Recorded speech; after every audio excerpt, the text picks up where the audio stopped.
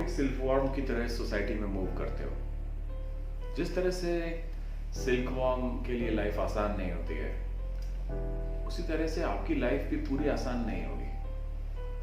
Kindness होना चाहिए, society को काइंड होना चाहिए, लोगों को काइंड होना चाहिए, लेकिन society together, everybody together will not be that kind. You will have to face the harsh realities while growing up, going forward in society.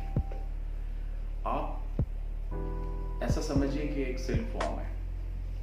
अब आप जब बड़े हो रहे हैं, आप एक बटरफ्लाई बन रहे हैं, तो आपके पंख बनने जरूरी है।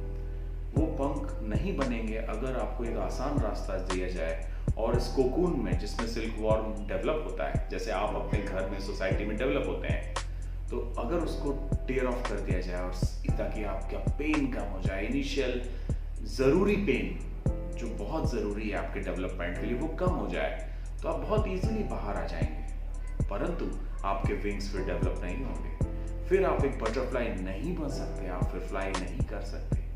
तो सोसाइटी से हमें काइंडनेस एक्सपेक्ट करनी चाहिए, but we should know that the world will not be that kind to you. हमारा एक्सपेक्टेशन कम होना चाहिए। सर्वाइवल ऑफ द फिटेस्ट, जो आपने सुना होगा, चार्ल्स डार्विन ने हमें सिखाया, survival of the fittest. Survival of the fittest सिर्फ एक साइंस नहीं है, ये रियलिटी है, और ये रियलिटी आपको जरूर हिट करेगी। So friends, I hope this makes you braver in this real world. And if you want to know more, why don't you get What It Takes to Be Happy? It's available on Amazon.